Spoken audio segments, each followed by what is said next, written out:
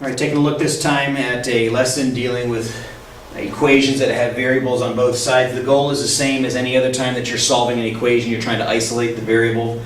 What we'll do here is we'll simplify both sides. We'll move the variables to one side and the constants to the other by adding and subtracting. And then we'll solve the one-step equation that results. This is really not a hard thing. If you're catching on to this equation thing at all, it's pretty much the same procedure, it's just another extra step that you may have to deal with. Okay, so this is what we mean by an equation with variables on both sides. You have an x on this side and an x on that side, so variables are on opposite sides of the equation.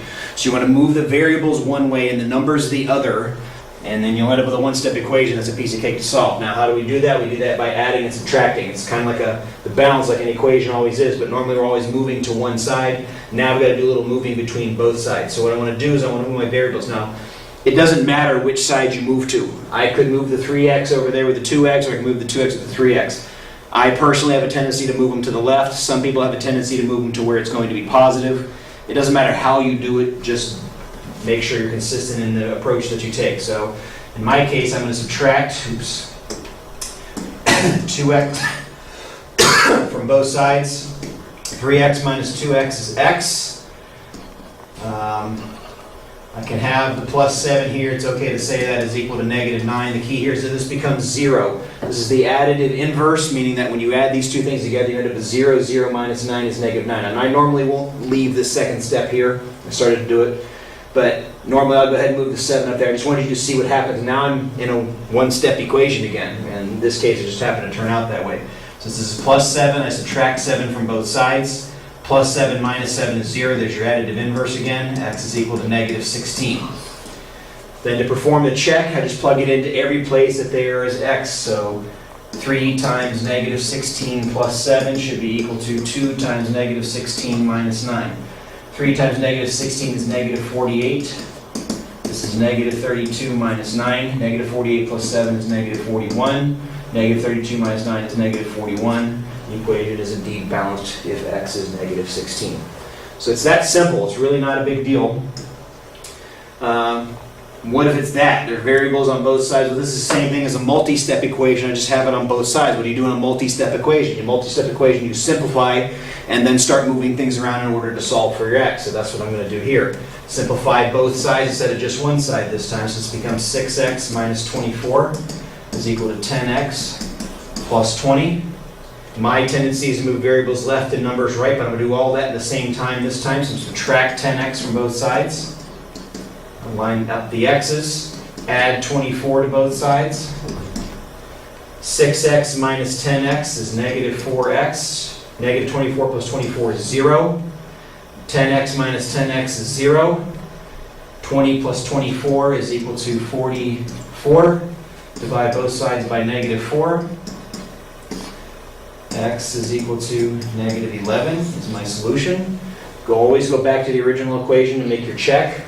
So this is 3 times 2 times negative 11 minus 8. And 5 times 2 times negative 11 plus 4. All right, so this becomes 3 times negative 22 minus 8 is equal to 5 times negative 22 plus 4.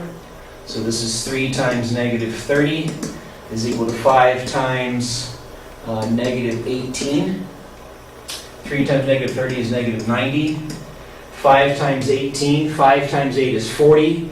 5 times 10 is 50. 40 plus 50 is 90, so this is negative 90 as well. So there's my check involved there as well. So again, not a big deal. Just simplify both sides, move the variables one way, the numbers the other, and having variables on two sides is really not a big deal. You just move them by adding and subtracting. All right. Check out this one real quick. Just going to kind of fly through it. Simplify one side, but don't have to simplify the other. So 10x minus 35. This 35 is, if you make a mistake, this is probably where it is. A lot of students will do the first one and then forget to distribute. It has to go across everything that's in there. So just like your multi-step equation, make sure you get that back number right. All right. Now in this case, I subtract 10x from both sides. And I add 35 to both sides. 10x minus 10x cancels. This cancels, so this side is 0. This cancels, that's not good. And that turns out to be 9. 0 doesn't equal 9. 0 never equals 9. So this is a false statement. So this must be trying to tell me that there are no solutions, and that should make sense. Let's just take a look at it real quick. 10 times x, nothing right in here, 10x minus 35 and 10x minus 26. 10x and 10x are the same number. And the same number with 35 subtracted from it and 26 subtracted from it can never be the same thing. Therefore, there is no x I can put in this equation to make this work. So this is false, no solutions. All right, finishing up here, this is kind of sort of the same thing. Let's see what we're after. This is 9x plus 21 is equal to 7x minus 9. Subtract 7x from both sides. Subtract 21 from both sides. This becomes 2x is equal 0 here, 0 there, and that becomes negative 30. So x is negative 15. So 3 times negative 15 plus 7 is equal to 7x minus 9. 3 times negative 45 plus 7. I don't know why I didn't put the negative 15 in there. All right, 7 times 5 is 35. 7 times 10 is 70. 70 plus 35 is 105. So this is negative 105 minus 9. Negative 45 plus 7 is negative 38. And this is going to be negative 114. All right, so let's see. 3 times 8 is 24. 3 times 30 is 90. 90 plus 24 is negative 114, so I've got a match. That's it. That's variables on two sides. This ends up just being multi-step, one-step or two-step equation, just moving things back and forth after you simplify with subtraction. There's nothing majorly, hugely new here than the fact that there are variables on both sides. Until next time, see ya!